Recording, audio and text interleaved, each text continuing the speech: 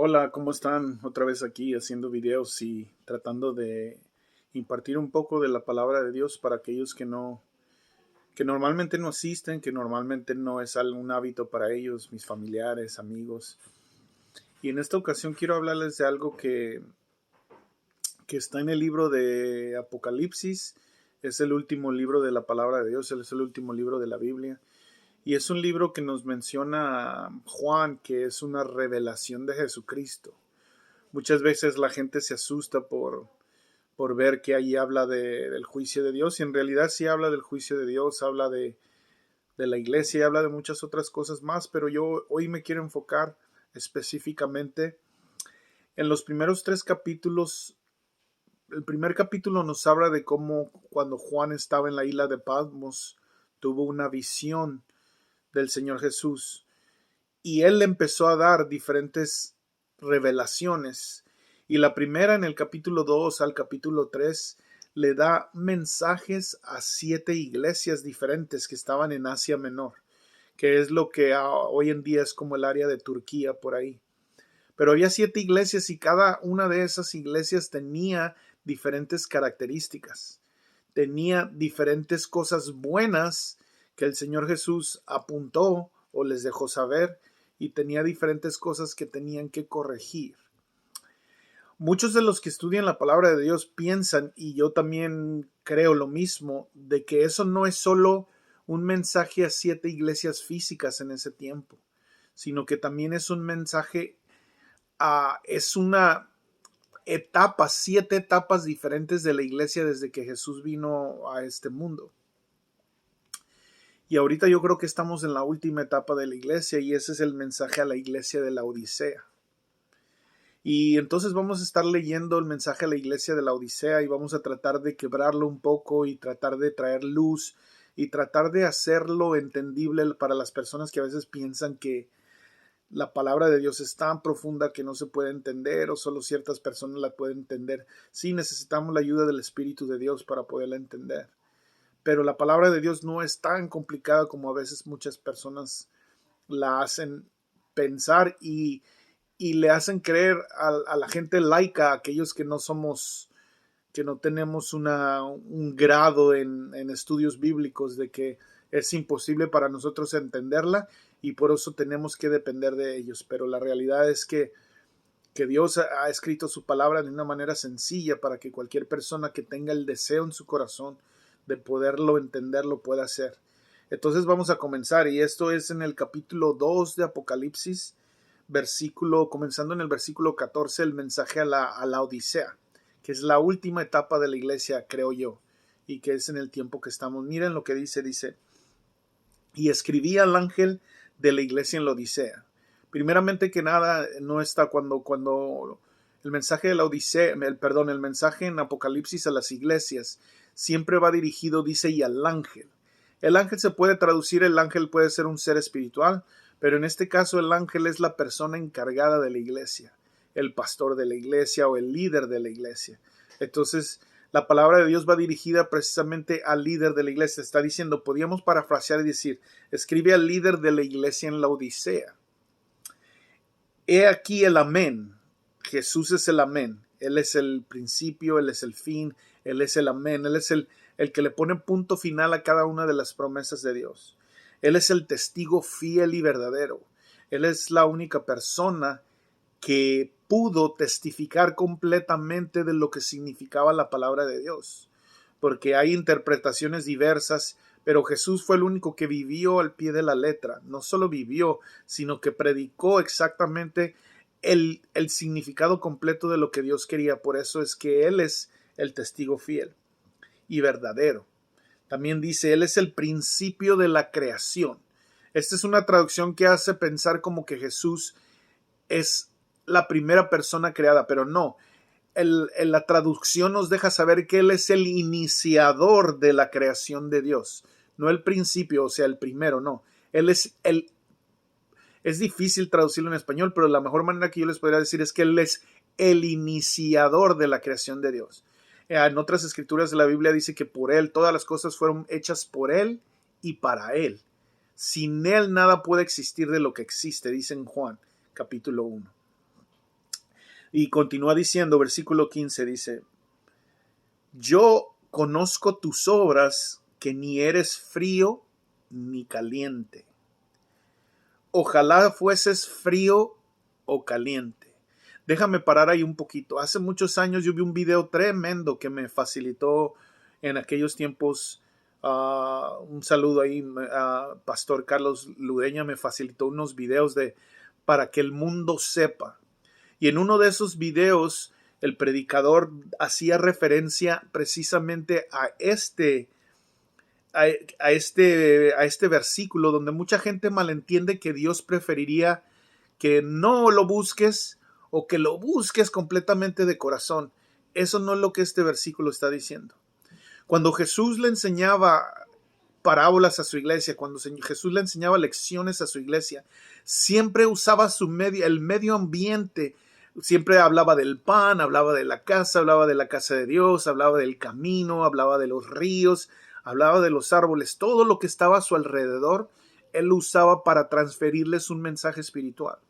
Y en este caso, si tú te pones a pensar, volviendo a decir, dice, yo conozco tus obras, que ni eres frío ni caliente. Está hablando, y este predicador mencionaba dos corrientes de agua que había en ese tiempo. Si no notas muchos, hay una corriente de agua que desciende de las montañas, que inclusive te venden agua en las tiendas, que es agua de manantial, que es un agua fresca, que es un agua que refresca, que te quita la sed. Y en esas mismas montañas hay también lo que se denomina como aguas termales. Y esas aguas termales tienen muchísimas cosas que ayudan a tu cuerpo, que traen sanidad, que tú te puedes meter y traen un descanso a tus huesos. Entonces, lo que el Señor Jesús realmente está diciendo, quisiera que fueras alguien que le calma la sed al mundo, que le calma esa sed de buscar a Dios, pero no lo haces. O quisiera que fueras una persona que trae sanidad al mundo, que trae restauración al mundo, pero no lo haces. Y saben una cosa, en esas dos corrientes que había, donde se juntaba la agua termal, que tenía muchos minerales, y se juntaba el agua de manantial, el agua caliente con el agua fría, había un lugar donde se juntaban y el agua se volvía tibia. Y esa agua tibia, en lugar de traer descanso o salud, o en lugar de calmar la sed, si la persona quería tomar esa agua tibia les causaba ganas de vomitar. Por eso es que dice aquí, si el Señor Jesús te está diciendo, si no está siendo alguien el que le calme la sed a alguien, o si no está siendo una persona que restaure, que rescate, que traiga sanidad a alguien, entonces miren, continúa diciendo, te vomitaré de tu boca, porque la combinación de no hacer ni uno ni lo otro, eso es lo que el Señor Jesús no aprecia, que hagas las cosas a medias, que no estés siendo un vaso de lo que Él quiere que seas para alcanzar a las demás personas. Dice, te vomitaré de tu boca porque tú dices, yo soy rico. Y dices, y me he enriquecido y de ninguna cosa tengo necesidad. Muchas veces, no solo en la iglesia, fuera de la iglesia, aquí le está hablando específicamente a la iglesia, pero el mensaje también es para ti que me estás escuchando, que no vas a la iglesia. Muchas veces dices, y esto lo escuchamos la mayoría del tiempo que nosotros queremos compartirle a alguien que no asiste a la iglesia, siempre critican, es que en la iglesia hay mucha gente hipócrita, yo no necesito ir a una iglesia para buscar de Dios, y todas esas cosas son verdad, pero el Señor Jesús te está diciendo aquí, muchas veces crees que eres rico, o sea que ya no tienes necesidad de nada, que no tienes necesidad de buscar a Dios, porque tu manera de buscar a Dios es suficiente, eso es lo que piensas. Y la palabra, mira lo que sigue diciendo, y no sabes que eres un desaventurado. ¿Sabes por qué? Porque la palabra dice en Juan 15, y te la busco y te la pongo aquí, en Juan 15 habla de que Él es la vid y nosotros los pámpanos, y separados de Él nada podemos hacer. La iglesia es un medio para que tú te conectes al Señor Jesús. El grupo donde nos reunimos es un medio para que estés expuesto a la enseñanza. No es un medio para conocer a Dios de una manera personal. Eso lo tienes que hacer en tu tiempo devocional, en tu tiempo diario. Tienes que estudiar la palabra de Dios, tienes que conocerlo a Él a través de su revelación de su palabra, pero te ayuda a estar con otras personas, te ayuda a estar con otras personas que te empujan a buscar del Señor Jesús, porque cuando tú lo haces solo, lo que dice la palabra es como quitar estoy seguro que tú has visto una fogata, y la fogata, todos los pedazos de madera están prendidos, pero en el momento que tú agarras un pedazo de madera y lo sacas de la fogata y lo pones al lado, ese pedazo de madera poco a poco se comienza a apagar. Y eso es lo que pasa con muchos de nosotros, dentro de la iglesia y fuera de la iglesia, cuando pensamos que ya no tenemos necesidad de nada, que no tenemos necesidad de Dios, que somos ricos, que lo conocemos suficiente, que yo solo oro en mi casa, que yo lo busco ahí. Poco a poco, cuando no estás expuesto a la verdad de la palabra, que empieza a corregir las cosas que haces equivocadamente, no es las personas, es Dios a través de ciertas personas que empieza a traer en ti aquello malo que está dentro de ti para poderlo sacar, para poderlo purificar, para poderte alinear al propósito perfecto que Dios tiene. Y desafortunadamente muchas veces pensamos, yo soy rico, yo ya no tengo necesidad de esas cosas. Pero la palabra dice, y no sabéis que eres desaventurado, miserable, pobre, ciego y desnudo. Miserable, pobre. Y no está hablando aquí, entiéndanme que la palabra de Dios no está hablando de una pobreza, física o material. Está hablando de una pobreza espiritual, donde no conoces la palabra de Dios, donde Dios dice, mi pueblo perece por falta de conocimiento. ¿Por qué? Te pongo un ejemplo. Mucha gente dice, ayúdate que yo te ayudaré. Eso no está en la palabra de Dios. Pero la gente se lo ha creído toda la vida. Mucha gente dice, Dios aprieta pero no ahorca. Eso no está en la palabra de Dios. Pero mucha gente se lo ha creído toda la vida y lo ha hecho un estilo de vida. Entonces somos ciegos, no estamos viendo la realidad de lo que es la palabra de Dios. No estamos viendo lo que realmente Dios está diciendo, y entonces nos inventamos nuestra propia teología de cómo es Dios o qué hace Dios. Por ejemplo, yo les digo, yo no sé dónde escuché, les soy sincero, pero cuando yo tenía 12, 13 años, una vez escuché que era algo necesario dentro de la iglesia visitar 7 diferentes iglesias, porque eso ganabas puntos delante de Dios. Y a mis 12 años, 13 años, yo me acuerdo caminar solito de iglesia en iglesia, visitar 7 iglesias durante el tiempo de la Pascua. Nadie me dijo, mi familia no me dijo, mi familia no sabía. Y yo pienso ahora, ¿de dónde viene esa tradición? Eso no está en la palabra de Dios. Entonces yo era ciego, siendo guiado, por otro ciego que ni siquiera conocía la palabra de Dios, y me estaba diciendo a mí, otra cosa que te va a parecer chistosa. ¿Dónde lo escuché? Era un chiste, no lo sé, pero yo escuché por ahí que alguien dijo que si en los viernes de la cuaresma tú te bañabas, tú te podías convertir en pescado. Qué chistoso suena eso, pero yo no me bañaba los viernes durante la cuaresma porque pensaba que me iba a convertir en pescado. Esas cosas no están en la palabra de Dios. Por eso Dios dice aquí, eres ciego porque no buscas de mí. Eres ciego porque no estás expuesto a la palabra de Dios. Dice, y también estás desnudo. ¿Desnudo por qué? Desnudo porque ante los ojos de la humanidad traemos los mejores trajes, traemos Gucci, LV, todas esas marcas, Nike, Adidas, que esas marcas que ni siquiera yo sé cuál es la más valiosa ni nada, a lo mejor tú sí sabes. Pero al mundo podemos mostrar que traemos todo eso externamente, pero en realidad solo Dios nos ve y solo Dios conoce nuestra desnudez. ¿Por qué desnudez? Porque podemos ver, Dios dice que nuestra justicia o lo que nosotros podemos mostrar a otros, para Él es como trapos de inmundicia. O sea, Él puede ver que aunque nosotros le estamos mostrando al mundo que estamos cubiertos, Él puede ver nuestra desnudez por nuestra falta de búsqueda de Dios, por nuestra falta de perdón, por nuestro pecado que estamos según tratando de esconder, que lo podremos esconder de todos los demás, pero menos de Dios. Por eso ante los ojos de Dios estamos desnudos cuando no lo estamos buscando a Él. Miren lo que dice el versículo 18, dice, entonces por tanto yo te aconsejo que de mí compres oro refinado en fuego para que seas rico. ¿Qué nos quiere decir el Señor aquí? Oro refinado. Él está diciendo que las cosas que Él ofrece, en otra escritura dice que Él es el dueño del oro y la plata, que Él es el dueño de todo este mundo, que este mundo es el estrado de sus pies. Y cuando Él dice que compres oro refinado, lo que Él provee, las cosas que Dios te está proveyendo espirituales, son las cosas que realmente te van a hacer rico. Porque un día vamos a llegar a un juicio, ya sea si crees en el Señor Jesús, espero que creas, aún todos los que creemos en el Señor Jesús, vamos a llegar a un juicio. Y la palabra de Dios dice que vamos a ser juzgados por Cristo. Y lo bueno que hayamos hecho va a sobrevivir el juicio de Dios. Y lo malo o las cosas en contra de lo que hayamos hecho van a ser quemadas completamente.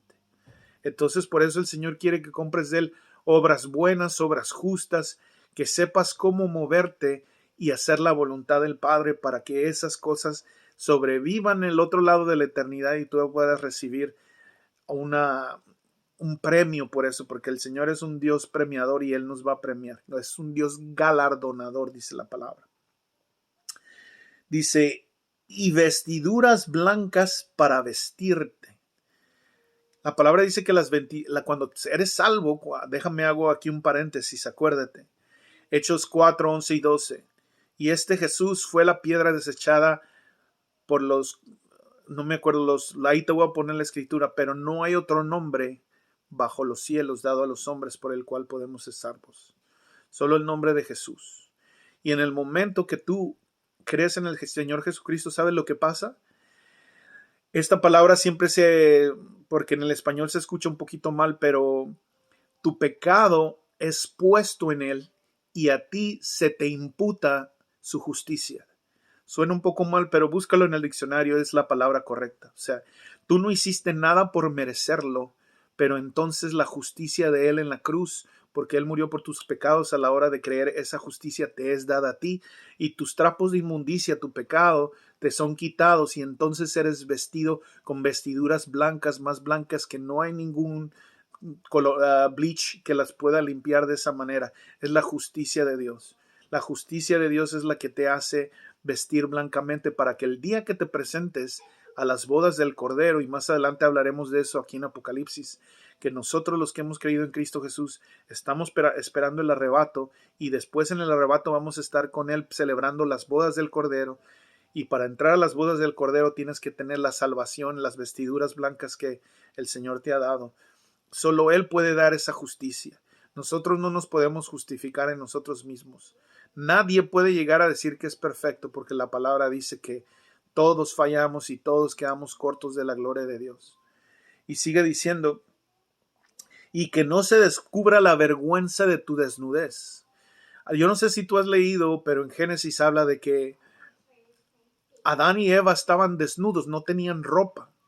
Pero llegó un punto donde él pecó, él desobedeció a Dios, y cuando Dios lo vino a buscar, dice la palabra que él se sintió, lo voy a poner en un término mexicano, él se sintió encuerado. La palabra en hebreo es diferente las dos palabras que se usan ahí para decir que estaba desnudo. Una dice que, o sea, desnudo, pero había una gloria en él. Él no tenía esa vergüenza porque no había pecado. Y en la siguiente parte, cuando él estaba desnudo, él ya se sentía, tú me entiendes, tú que eres mexicano, hispano, entiendes cuando te estoy diciendo que él se sentía encuerado, como despojado de aquello que lo cubría. Dios podía ver que él había fallado, que él había faltado, y por eso él se sentía de esa manera. Y cuando nosotros, no, dice la palabra que no se descubra la vergüenza de nuestra desnudez, de eso está hablando el Señor. Que nosotros podamos ser cubiertos con las vestiduras blancas, con la ropa de la justicia de Dios, para que el mundo, para que Satanás no nos pueda acusar. Sigue diciendo, dice, y unge tus ojos con colirio. Es la palabra de Dios la que trae limpieza a esa ceguera espiritual. Cuando tú te empiezas a dar cuenta cosas como perdona siempre, cosas como ora por tus enemigos, cosas como ayuda a aquellos que no te pueden ayudar de vuelta, dales, y si te piden una cosa, dalas, y si te piden otra, no reclames, que el Señor es el que va a tener cuidado de ti. Hazlo todo como si lo estuvieras haciendo para el Señor. Pero cuando nosotros estamos viendo, por ejemplo, no estoy criticando, pero estamos viendo la televisión y la televisión nos enseña, por ejemplo, ahora muchísimas teologías de que el matar a niños en el vientre es el derecho de cada mujer, de que tú puedes escoger desde que tienes 3, 4 años si vas a ser un niño o una niña, que esas cosas van en contra de la palabra de Dios. Tú tienes una visión corta. Estás viendo lo que el mundo te está tratando de enseñar y no estás viendo lo que el Señor está diciendo en su palabra, porque su palabra claramente habla en contra de eso, de lo sagrado que es la vida y que solo Él tiene derecho a la vida. También habla de en contra de que un hombre no puede acostarse con otro hombre como con mujer, y eso está en Levítico y eso está en Romanos.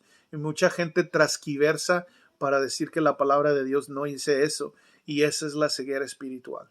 Solo cuando te arrimas a Dios, Dios es el que trae ese colirio para limpiar tus ojos para que puedas realmente ver la realidad de todo lo que va a causar en el mundo espiritual si tú empiezas a alinearte a las cosas en lo que el mundo quiere alinear. Dice, fíjense aquí es donde hay que tener cuidado porque la palabra dice, yo reprendo y castigo a todos los que amo. Dios nos va a corregir cuando estamos haciendo las cosas fuera del lugar. Él nos reprende, Él nos va a decir eso está mal, tienes que cambiar porque esto te va a traer consecuencias. Y eso es por causa del amor. Yo siempre he dicho, por ejemplo, lógico que tú no vas a dejar que tu hijo vaya y se queme en la estufa para poderle enseñar una lección. Tú le vas a enseñar lecciones, decir no hagas eso porque estás buscando, porque lo amas y estás buscando que no pueda tener consecuencias de una quemadura extrema. Y en este caso, ¿por qué es Dios tan insistente? ¿Por qué es Dios corrige que a veces pensamos que Dios es prohibitivo? La realidad es que Dios lo está haciendo porque hay consecuencias eternas. Yo sé que no las vemos físicamente, pero esas consecuencias eternas, ¿a dónde vamos a ir al final del tiempo si decidimos no aceptar al Señor Jesús? Esas consecuencias eternas están escritas en la palabra y por eso es que Dios nos está tratando de corregir antes que lleguemos al punto donde ya no se pueden cambiar las cosas. Por eso Dios apela a través de personas como yo, que parecemos tan insistentes, que a veces sonamos enfadosos de que te estamos diciendo, busca al Señor y a tus ojos piensas que, este cree que es más justo que yo. No, no, no, no, no. Es porque nuestros ojos han sido abiertos a conocer lo que hay en el otro lado de la eternidad. Que no todo el mundo tiene garantizado el cielo como nosotros pensamos. La gente que tiene garantizada el cielo es aquellos que han hecho al Señor Jesucristo su Señor y Salvador. Él es su sacrificio, es el que nos da a nosotros entrada al cielo. Y por eso es que yo no puedo hacer, ni decidir, ni pensar por aquellos que ya no están. Pero la palabra nos dice que nosotros lloremos por los que están aquí. Busquemos y le hablemos a los que están aquí.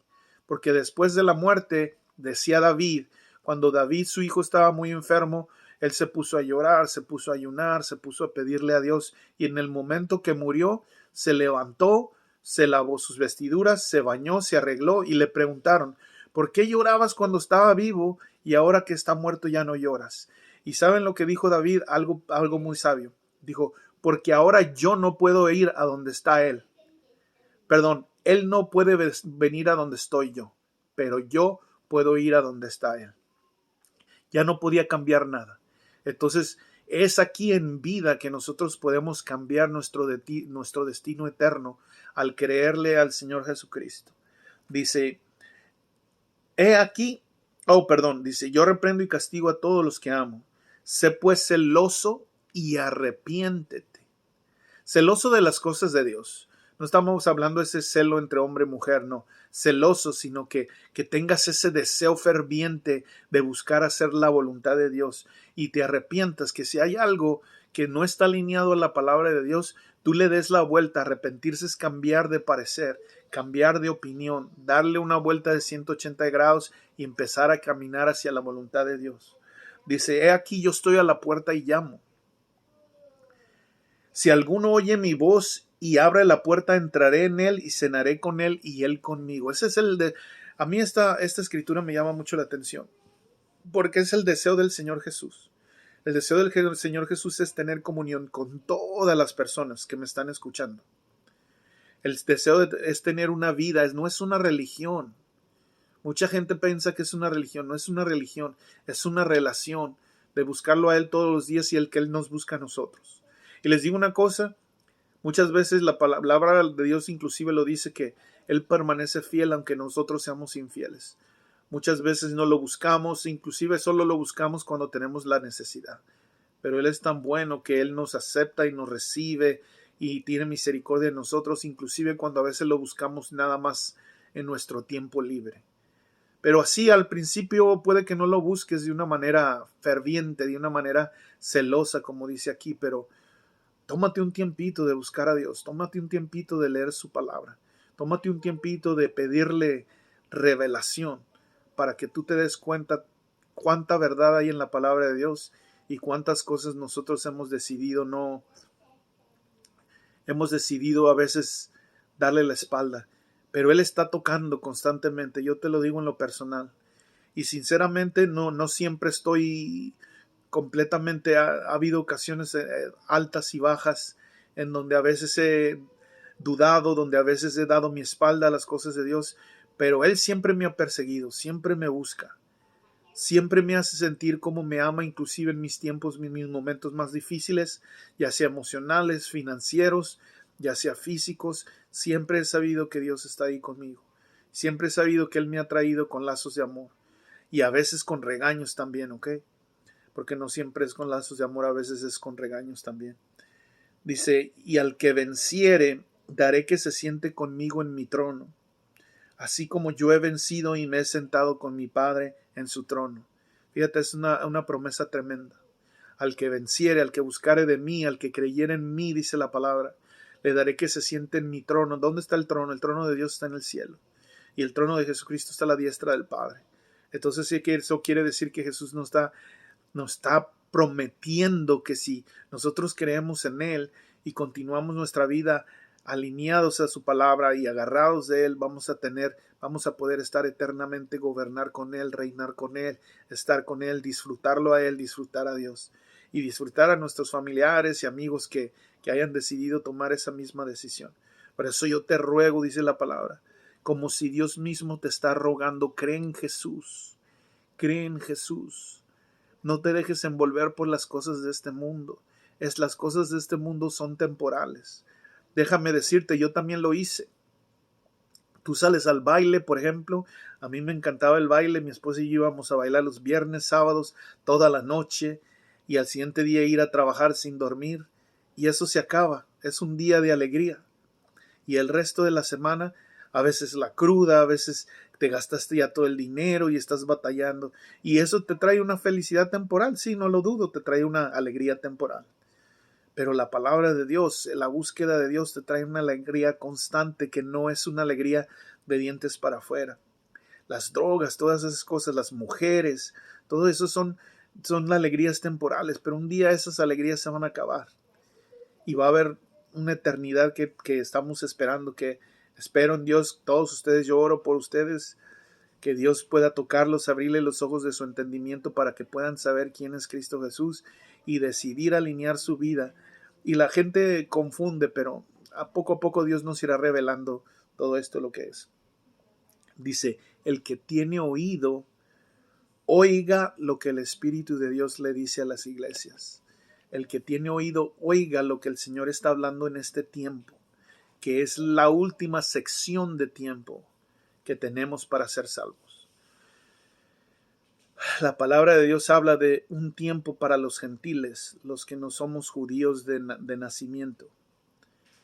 Dios habló un espacio, ya casi estamos por cumplir 2000 años desde que el Señor Jesús murió y el Señor Jesús está por venir la segunda vez. Ya casi estamos por cerrarse el tiempo de los gentiles. Pero Dios aún no es tardo, no se tarda en su promesa, pero quiere que todos procedamos al arrepentimiento, porque Él tiene, dice Jesús, en la casa de mi Padre hay muchas moradas, y yo voy para prepararnos una. Él volvió para prepararnos casa, para prepararnos un lugar, para que todos aquellos que decidan aceptarle puedan vivir eternamente. El que tiene oído, oiga. siempre he dicho esto. Si tú quieres ser un doctor, tienes que ir a la escuela, al colegio 4 años, y algunas veces si quieres ser un médico general, 4 años de universidad. Pero si quieres ser un médico especializado, otros 4 años.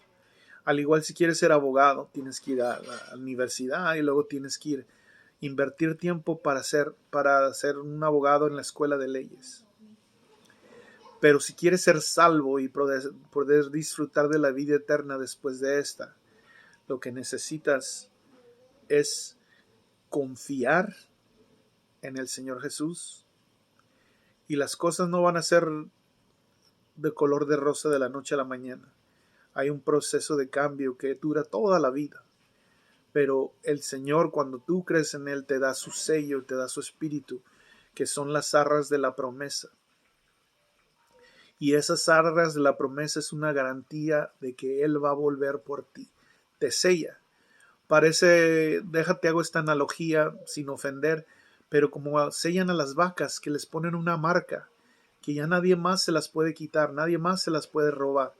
Porque al momento de robársela, esa vaca tiene la marca de a qué rancho pertenece. De esa manera lo hace el Señor Jesús. Él pone su espíritu en nosotros. Y ya no le pertenecemos ni a este mundo, ya no le pertenecemos ni al diablo, ya le pertenecemos a Él. Y Él va a hacer todo lo posible para ayudarte en este camino de fe. En el nombre del Señor Jesús yo oro que este mensaje llegue a tu corazón. Y que puedas hacer la decisión de servirlo a Él, de buscar a Él. No necesitas saber todo de la noche a la mañana, pero que empieces el camino hoy. Acuérdate de esto. El día de mañana no está garantizado para nadie. Dímelo a mí, hace ya casi 2 años, en este próximo abril cumplo 2 años que de repente me dio un dolor en el pecho y tuve que llamar a la ambulancia y el doctor me dijo, 1 minuto más y no vives para contarlo. El día de mañana no está garantizado para nadie. Pero el día de salvación es el día de hoy. Si tú aceptas al Señor Jesús, como dice en Romanos, dice que con el corazón creemos y con la boca confesamos que Él es nuestro Señor. En el momento que tú crees en tu corazón y confiesas que Él es tu Salvador, tu nombre, ya lo he dicho antes en otros videos, tu nombre es escrito en un libro de la vida. Y el libro que tenía todas las cosas malas tuyas es borrado por la sangre de Cristo. Y ahora ya tienes entrada a una eternidad sin tener el temor de esperar al día del juicio y decir si la hice o no la hice. Otra vez te ruego en el nombre del Señor Jesús que consideres mis palabras y que busques de Dios en este tiempo difícil.